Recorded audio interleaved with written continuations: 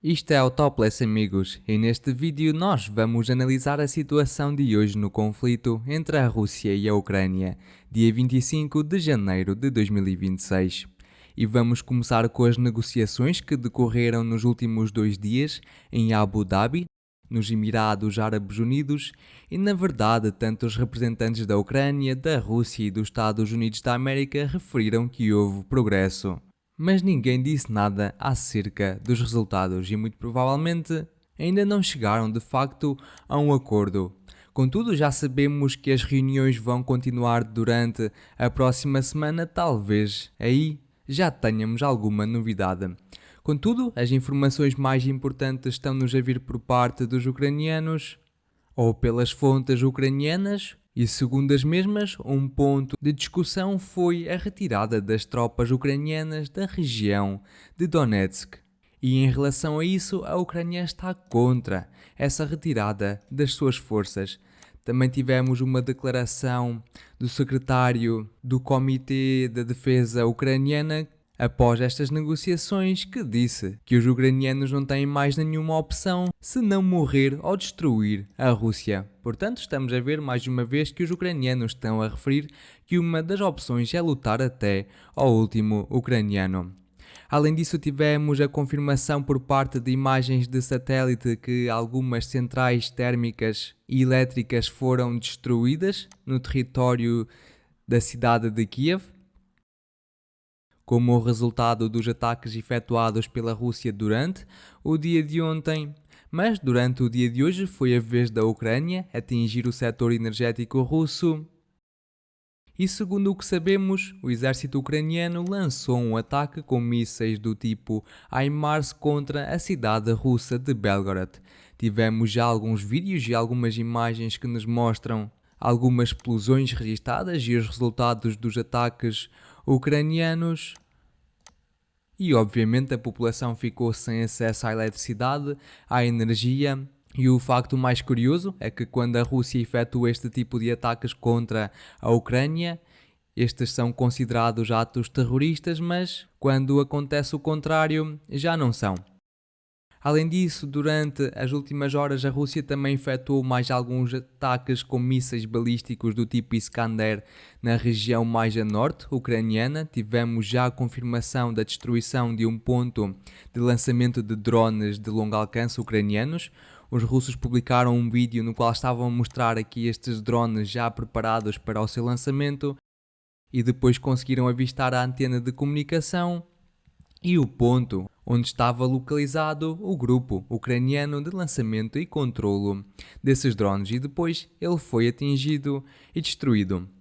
Além disso, tivemos alguns ataques efetuados por parte dos ucranianos com bombas dentro da vila de Tetkino, como nós podemos ver aqui. Mas também um ataque semelhante decorreu na vila de Yunakiivka, já na região de Sumy. E temos aqui alguns edifícios destruídos pelos ucranianos.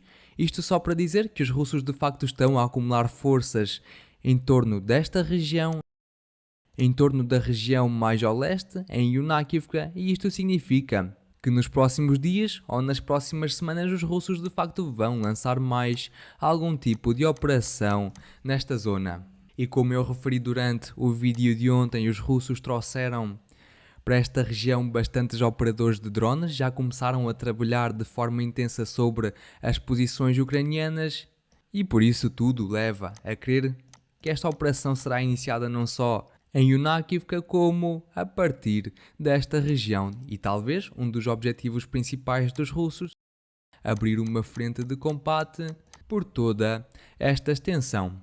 Veremos como a situação se vai desenvolver nos próximos dias. Da região de Belgorod tivemos apenas alguns ataques registados pelos russos com drones do tipo FPV às posições ucranianas, aos veículos armados ucranianos, mas para já sem movimentos no mapa. Da região de Vovchansk tivemos mais alguns avanços por parte dos russos relatados por algumas fontes neutras, o que significa que os russos, após a conquista da vila de Siminivka, continuaram a avançar mais para sul. E a verdade é que a fonte pró-ucraniana Deep State também confirmou, durante o dia de ontem, estes avanços por parte dos russos, expandindo a zona cinzenta. o que mostra que as forças de sabotagem e de reconhecimento do exército russo já estão a operar por todos estes territórios. Vamos agora em direção à cidade de Kupiansk, onde a situação para o dia de hoje não está clara, ninguém publica nada de vídeos nem imagens que possam mostrar a verdadeira situação no mapa e a verdadeira configuração da linha da frente de combate. Contudo, as fontes neutras referiram que após uma pausa operacional, os russos retomaram os seus ataques, ou neste caso diremos que são os contra-ataques, e começaram a avançar no terreno pelas redes de trincheiras que se situam em toda esta região. Para já não temos nada que prove que os avanços existiram, mas os ataques por parte dos russos prosseguem contra as posições do exército ucraniano. Vamos agora avançar mais para sul, em direção às cidades de Liman e de Siversk. Neste momento, o principal foco ou o principal eixo de avanço por parte dos russos situa-se exatamente nesta região do mapa. Ainda durante o dia de ontem tivemos um pequeno ajuste com base num vídeo publicado pelos ucranianos a mostrar ataques que eles efetuaram às posições russas naquela localização do mapa, e durante o dia de hoje, segundo algumas fontes neutras, os russos conseguiram melhorar as suas posições. E já era de esperar que estes avanços fossem lentos, porque na verdade os ucranianos possuem aqui uma região altamente fortificada com bastantes fortificações e trincheiras, mas a ofensiva está a prosseguir. Mais ataques por parte dos russos foram registados nas regiões mais ao norte, mas sem avanços no mapa dessa direção.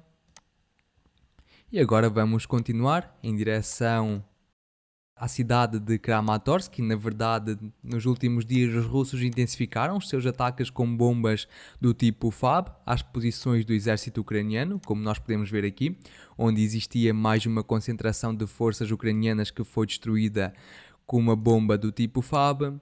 Isto significa que os russos já começaram a preparar esta cidade para uma possível ofensiva. E na verdade os russos estão a cerca de 18, 19 km desta cidade e obviamente eles querem intensificar as suas operações em torno desta região para se aproximarem cada vez mais da própria cidade. Mas a verdade é que esta região é altamente fortificada pelos ucranianos e muito provavelmente os russos primeiro vão querer avançar para norte, juntando as ofensivas que se estão a desenvolver por ambas as regiões, e só depois avançar no terreno, mas em direção à cidade de Mykolaiivka. Também se espera que os russos intensifiquem as suas operações mais a norte, em torno das florestas enormes que se situam a norte da cidade de Sloviansk, mas ao mesmo tempo os russos vão querer prosseguir com a sua ofensiva em torno da cidade de Konstantinivka. E portanto, caso nós tenhamos avanços no mapa, muito provavelmente eles serão desta forma. Mas agora sim, vamos à cidade de Konstantinivka, onde os russos prosseguem com a sua grande ofensiva. Ainda durante o dia de ontem registámos mais alguns avanços no mapa por parte dos russos, mas durante o dia de hoje não tivemos nada de novo. E além disso tivemos o relato por parte de fontes neutras que os russos reativaram as suas operações ao longo de toda esta região do mapa. E obviamente o objetivo dos russos aqui é avançar mais a fundo dentro do território ucraniano e, particularmente neste eixo, cortar a via logística, a única estrada que os ucranianos possuem para suprir as suas forças em direção à própria cidade de Konstantinivka. Continuando em direção à cidade de Dobropilha, tivemos mais alguns avanços registados pelos russos, segundo algumas fontes neutras, que vão confirmando que a ofensiva por parte dos russos está a prosseguir já depois das cidades de Pokrovsk e de Mirnograd, e na verdade o foco principal dos combates é a vila de Grishnya. E aqui tivemos mais alguns ataques registados por parte dos russos às posições ucranianas, com drones do tipo FPV, mas também com algumas bombas do tipo FAB. Vamos agora continuar mais para sul. E da direção de Novopavlivka tivemos mais alguns ajustes no mapa. Alguns ataques por parte dos ucranianos foram efetuados às posições e veículos armados dos russos em torno da vila de Filia, como podemos ver aqui. Mas na verdade os russos estavam a prosseguir com uma ofensiva e a tentar reforçar as suas posições em torno da cidade de Novopavlivka. A rota que os russos estavam a seguir era aproximadamente esta, mas os avanços foram registados também a leste da vila de Ivanivka. Algumas semanas atrás os russos completaram esta conquista e eu referi que agora seria lógico que os russos avançassem para conseguir controlar esta estrada que se situa aqui, que ia obviamente melhorar a logística dos russos em toda esta área. E agora vamos em direção à cidade de Zaporizhia, e aqui o foco principal dos ataques e das batalhas é a cidade de Guliáy-Polha. Segundo as fontes neutras, existiram também mais alguns avanços por parte das forças russas em direção à vila de Zalishnyshnya. E, na verdade, as defesas ucranianas em torno desta vila são bastante fortes. O seu exército está a trazer cada vez mais e mais reservas para defender esta região, mas esta vila é um ponto estratégico muito importante e ninguém vai contar perdas para ter o seu controlo. Ainda durante o dia de ontem recebemos um vídeo bastante interessante, publicado pelo exército russo, que muito provavelmente vocês já viram e que decorreu na vila de Malaviska, onde os russos, utilizando drones do tipo Geran, conseguiram destruir 2 helicópteros do exército ucraniano, um Mi-24 e um Mi-8, como nós podemos ver nestas imagens. Mas para hoje são estas as principais atualizações que eu vos trago. Se gostaram do vídeo, por favor, deixem o vosso gosto, subscrevam o canal e partilhem o vídeo. E eu relembro que condeno qualquer tipo de violência no mundo. Até amanhã. Tchau, tchau.